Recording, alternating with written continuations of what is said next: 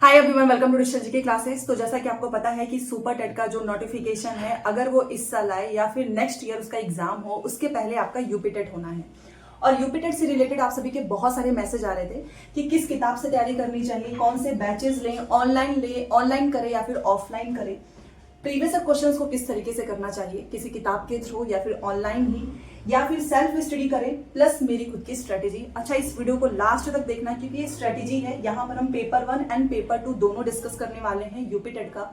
आप चाहे यूपी से हैं आप या फिर आप यूपी के बाहर से भी हैं, अगर आप यूपी टेट देना चाहते हैं तो ये वीडियो आपके लिए बहुत इंपॉर्टेंट होगी, क्योंकि लास्ट में आपको समझ में आ जाएगा कि सेल्फ स्टडी से ही पेपर क्लियर होता है।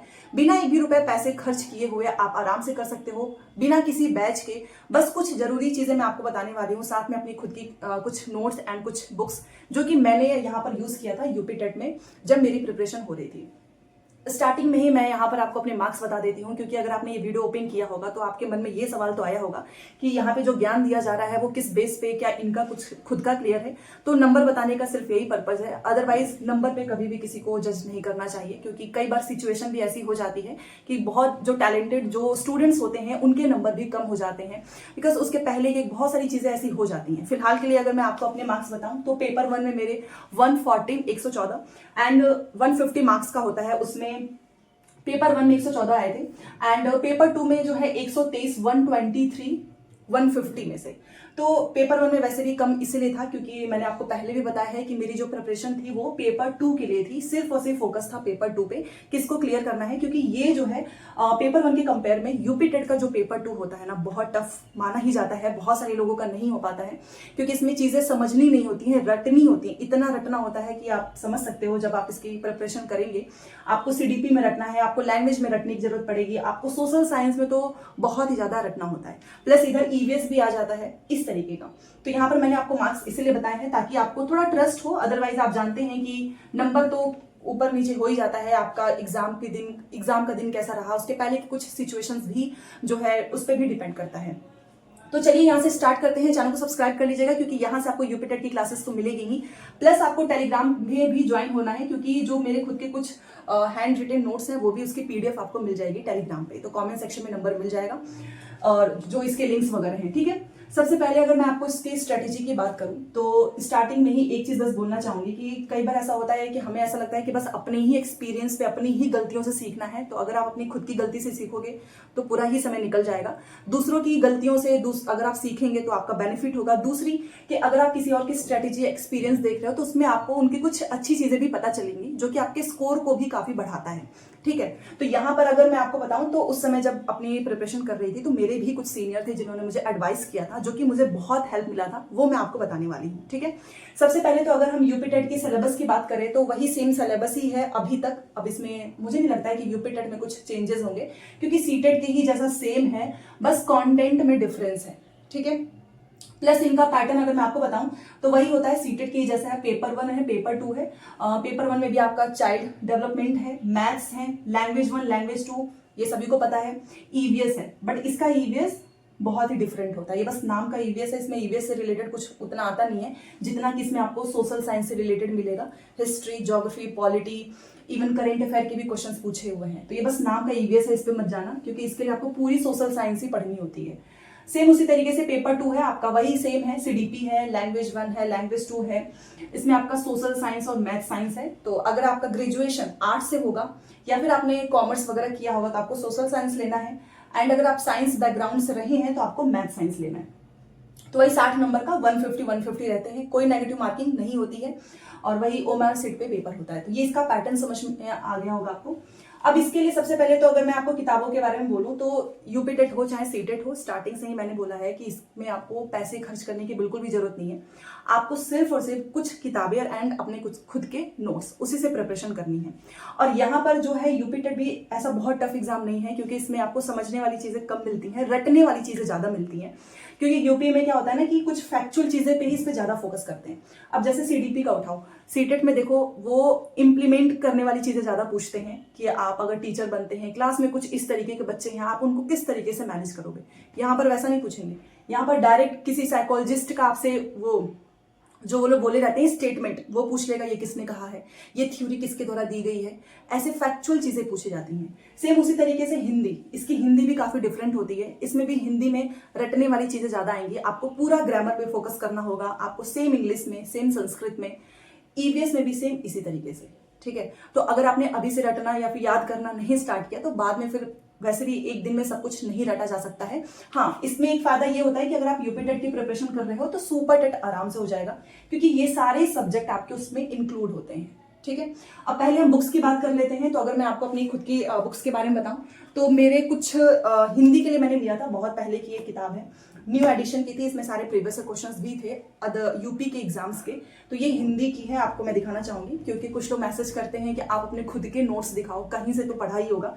तो ये हिंदी के लूसेंट की किताब है, जो कि मुझे लैंग्वेज 1 दोनों में ही बहुत ही हेल्प किया था, क्योंकि इसमें क्या होता है ना कि आपको सारे ग्रामर मिल जाते हैं, तद्भव, तत्सम, पर्यायवाची, अलंकार, विलोम शब्द, प्लस इसमें पैसेज मिल जाते हैं। इसमें रचनाएं बहुत पूछी जाती हैं हिंदी में, तो यहाँ से आप अगर रचनाएं करते हैं आपको बहुत बेनिफिट मिलेगा।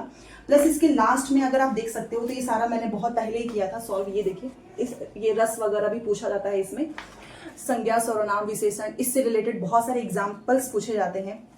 प्लस यहाँ पे यूजीसी नेट वगैरह के भी आपको कुछ क्वेश्चंस मिल जाएंगे, जो कि बहुत हेल्प करता है हिंदी में।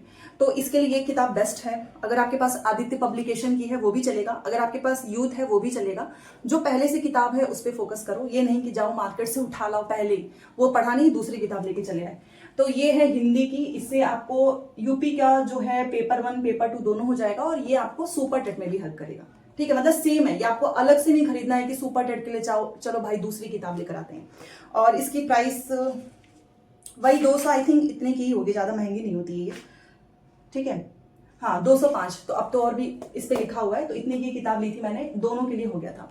अब उसके बाद से पहले हम लैंग्वेज का ही इसलिए बता रहे हैं क्योंकि मोस्टली जो लैंग्वेज 1 हिंदी होता है हमें लगता है कि यार आसान होगा, बट यूपी वाली जो हिंदी होती है ना बहुत टफ पूछी जाती है, फैक्चुअल चीजें। तो यहां से जो है, अच्छा 114 जो पेपर 1 में मेरे आए हैं, इसमें मेनली जो जिसकी वजह से आया है वो है सीडीपी की वजह से, क्योंकि सीडीपी में मेरे नंबर 30 में से 30 आ गए थे दोनों में ही। और ये मैंने किस तरीके से किया अभी मैं आपको बताऊंगी। मेरे इसमें हिंदी में नंबर थोड़े कम हो गए थे, क्योंकि मैंने आपको बताया कि ग्रामर पोर्शन बहुत पूछता है, पर्यायवाची, अलंकार और विलोम शब्द, उसमें इतने माइनर चीजें मिस्टेक हो जाती है कि पता भी नहीं चलता है कि ये हमसे गलती हुई है, ठीक है। तो हिंदी की वजह से हो गया था। और यहाँ पेपर 2 में भी मेरे सीडीपी में 30 आउट ऑफ 30 थे, प्लस सोशल साइंस ने मेरे नंबर्स को काफी बढ़ा दिया था, क्योंकि 60 से मेरे इसमें स्कोर कार्ड भी मैंने आपको पहले दिखा दिया है। 60 में जो है 55 नंबर आए थे सोशल साइंस में, ठीक है। 4-5 नंबर कम हो गए थे। इवन आंसर की में जब मैंने मैच कराया था तो मेरे 125 थे, बट पता नहीं कहाँ नंबर कम हो गया। तो खैर यहाँ पर मैंने आपको बता ही दिया है। दूसरी चीज की इंग्लिश की अगर मैं बात करूं, संस्कृत वालों का भी बताऊंगी। अगर मैं इंग्लिश की बात करूं तो इंग्लिश भी जो लैंग्वेज 2 वाली इंग्लिश होती है वो भी टफ पूछी जाती है। मतलब कि उसमें आपको बहुत सारे ग्रामर्स पढ़ने होते हैं, आपको नरेशन, आपको एक्टिव पैसिव वॉइस, आपको जो फिल इन द ब्लैंक्स वाले होते हैं, नाउन, प्रोनाउन, एडजेक्टिव, प्रीपोजिशन, ये सारी चीजें पूछी जाती हैं। तो अगर मैं इसके लिए बोलूँ तो मेरा पहले से इंग्लिश ठीक ठाक था, मतलब कि अगर आप पढ़ाई कर रहे हो 10th में 12th में तो वहां पर आपको बहुत अच्छे से ग्रामर पढ़ा दिया जाता है, तो वहां से ग्रामर पोर्शन पूरा अच्छे से तैयार हो गया था। बस मैंने इसके लिए क्या किया है कि जितने भी प्रैक्टिस क्वेश्चंस होते थे, प्रीवियस क्वेश्चंस, वो प्रैक्टिस की है। अगर आप कोई किताब ढूंढ रहे हैं तो आपको यूपी वाली जो एससीईआरटी वाली किताबें होती हैं, जो यूपी वाली किताब बोल रही हूँ मैं, सीबीएसई वाला मत लेना, क्योंकि यूपी में अगर एग्जाम होगा तो यूपी वाली ही चीजें ज्यादा पूछी जाती हैं। यूपी की किताब को फॉलो करना, तो कोई भी एक इंग्लिश की ठीक ठाक किताब ले लो, उसमें आराम से आपका हो जाएगा। हाँ ये है कि अगर आप यूट्यूब पे भी सर्च करके इंग्लिश का कर लेते हैं तो बेनिफिट होगा। तो इसके लिए कोई नोट्स नहीं बनाया था, पहले से तैयार था, बस प्रीवियस क्वेश्चंस किया हुआ है, बस दैट्स इट। अब बात करते हैं सीडीपी की। तो सीडीपी के खुद के नोट्स बनाए हैं, ये रहे। सीडीपी का तो खुद से ही नोट्स बनाया था, और ये अभी भी ऐसा ही आप देख सकते हैं, ये पूरी कॉपी में, क्योंकि सीडीपी में ना सीटेट से थोड़ा सा डिफरेंट होता है, इसमें बहुत सारी चीजें फैक्चुअल पूछी जाती हैं। तो ये मेरे खुद के नोट्स जो आपके डीएलएड वाली किताबें होती हैं वहीं से तैयार हुआ था, ठीक है। तो अगर आपके पास भी डीएलएड की बुक्स हो तो आप वहां से कर सकते हो। पियाजे, वाइगोस्की, थॉर्नडाइक, कोलबर्ग, फ्रॉयड, ये सारी चीजें ज्यादा पूछी जाती हैं, तो वो सारा इसमें थ्योरी लिख लिया है, प्लस इसमें प्रीवियस क्वेश्चंस भी लिखे हैं। सीडीपी में 30 आउट ऑफ 30 सिर्फ थ्योरी से नहीं आया है, इसके लिए बहुत सारे प्रीवियस क्वेश्चंस किया गया है। मतलब कि कोई एक ऐसा स्टेट नहीं बचा होगा जिसके मैंने क्वेश्चंस ना किए हो। यूपी का है तो यूपी का तो किया ही था, यू टेट हो गया, झारखंड टेट हो गया, हरियाणा टेट हो गया, महाराष्ट्र में भी हुआ था, छत्तीसगढ़, रीट, जहां जहां पे भी टेट होते थे वो सारे सीडीपी के क्वेश्चंस अगर आप भी करते हैं तो आपके मार्क्स अच्छे आएंगे, क्योंकि बस थ्योरी पढ़ने से नहीं होता है। अगर आपने प्रीवियस क्वेश्चंस किया है तो आपको कॉन्सेप्ट समझ में आता है। और सिलेबस तो देख ही लेना भाई, पहले से सिलेबस तो आपको मैं टेलीग्राम पे भेज दूंगी। तो इसमें बेसिकली ना थ्योरी में से ज्यादा चीजें पूछी जाती थी कि किसने कौन सी चीजें कही हैं, किसने किस चीज के बारे में कौन सी किताब लिखी है, ऐसी भी चीजें पूछी जाती हैं। प्लस इसमें आईक्यू लेवल वाला कैलकुलेट करने के लिए पूछता है, किसने कौन सी बुद्धि लब्धि किसने दी है, ऐसी चीजें पूछी जाती हैं। तो सीडीपी आपका पेपर 1 और पेपर 2, अगर मैंने इस पेपर 2 की ही तैयारी की थी ये सोच के कि अगर हम हायर लेवल का करेंगे तो नीचे वाला आराम से हो जाएगा, तो इसी की वजह से पेपर 2 में अच्छे मार्क्स आ गए थे, पेपर 1 में थोड़े से कम हुए थे। तो मेनली मैंने सीडीपी पेपर 2 की ही पढ़ी थी, उससे मेरा सीडीपी का पेपर 1 भी हो गया। अच्छा, प्रीवियस क्वेश्चंस के लिए दोनों ही करना है, मतलब कि दोनों ही लेवल के प्रीवियस क्वेश्चंस करने हैं हर एक स्टेट का। तो यहां से ये खुद के नोट्स प्लस पीवाईक्यूज, ठीक है। तो किताब का तो मैंने आपको बता दिया। अच्छा, मैथ्स की बात करते हैं तो मैथ्स काफी अच्छे लेवल का पूछता है। अगर मैं यूपी टेट की बात करूं दोनों में ही, तो इसके लिए आपको सबसे बेस्ट होगा यूपी एससीईआरटी बोर्ड्स की जो किताबें होती हैं आप उसे करें। अगर आपको किताबों से नहीं करना है तो दूसरा है कि आप प्रीवियस क्वेश्चंस बस आप यूपी का ही कर लो, सारे मैथ्स के क्वेश्चंस पीवाईक्यूज, उसके नीचे सोल्यूशन भी होते हैं, आपका आराम से हो जाएगा, ठीक है। क्योंकि मैथ्स सच में अच्छे लेवल का पूछता है, सीटेट के लेवल का नहीं, क्योंकि सीटेट तो बहुत ही आसान पूछता है। ये बेसिकली ये आपके क्लास 10th 12th इस लेवल का पूछेगा मैथ्स, तो बहुत ही अच्छे से इसकी प्रिपरेशन करनी होगी क्योंकि समय कम पड़ जाता है मैथ्स के लिए। तो मैंने भी सिर्फ और सिर्फ प्रीवियस क्वेश्चन से ही मैथ्स का किया था, बस दैट्स इट। प्लस इसका मैंने आपको सीडीपी बता दिया, मैथ्स लैंग्वेज। अब ईवीएस की बात करते हैं, तो ईवीएस के लिए कोई नोट्स नहीं बनाया था, ऑनेस्टी से जो भी चीजें हैं वही मैं आपको बता रही हूँ। यहाँ पर देखिए ये सेम तरीके से तैयार हो जाएगा आपका सीडीपी लैंग्वेज 1 लैंग्वेज 2। अब सोशल साइंस की तैयारी करने के लिए, क्योंकि सोशल साइंस जो यूपी का एग्जाम हुआ था उससे पहले सीटेट का एग्जाम हो चुका था, तो उसमें एनसीईआरटी आती है, तो उसके लिए ऑलरेडी मैंने पढ़ाई था social science, history, geography, polity. उसने बहुत हेल्प किया है ईवीएस में, क्योंकि ईवीएस बस नाम का ईवीएस है, ईवीएस से उतना कुछ आता नहीं है। सबसे ज्यादा इसमें पॉलिटी पूछेगा, हिस्ट्री पूछेगा, ज्योग्राफी पूछेगा, इवन साइंस से आपसे जो भी डिसीज हैं उनके नेम पूछेंगे आपसे, वायरस, आपसे बैक्टीरिया, इससे रिलेटेड जो चीजें होती हैं वो आपसे पूछेगा, प्रोटोजोआ से रिलेटेड, तो ये सारी चीजें इसमें पूछा गया है ईवीएस में। तो ये सोशल साइंस के खुद के नोट्स बनाए गए थे, जो एनसीईआरटी वाली थी वो तो थी ही, जो कि मैंने आपको दिया हुआ है सीटेट के लिए, वो मैंने पढ़ा था। प्लस इसमें सोशल साइंस से जितने भी यूपी के, मतलब कितने भी सालों के पेपर हुए हैं वो, एंड जो अदर स्टेट के सोशल साइंस के क्वेश्चंस थे वो, उन सारे क्वेश्चंस की प्रैक्टिस, और वो जो क्वेश्चंस नहीं आते थे उनको कॉपी में नोट करते गए, यहाँ पर आप देख सकते हैं। तो ये सारी चीजें, ये रहा, ये सोशल साइंस का पूरा है, जो कि मैंने आपको दिया है वही सेम चीजें, बस इसमें मैंने कुछ क्वेश्चंस यूपी वाले नोट किए हैं, ठीक है। तो यहाँ से हमारी सोशल साइंस की प्रिपरेशन हो जाएगी। अब दूसरी चीज, यहाँ पर एक चीज और है कि जब भी आप क्वेश्चंस को प्रैक्टिस करते हैं तो एनालिसिस करने में जो आपका समय लगता है उसको आप वेस्ट मत समझो कि ये तो बेकार चला गया।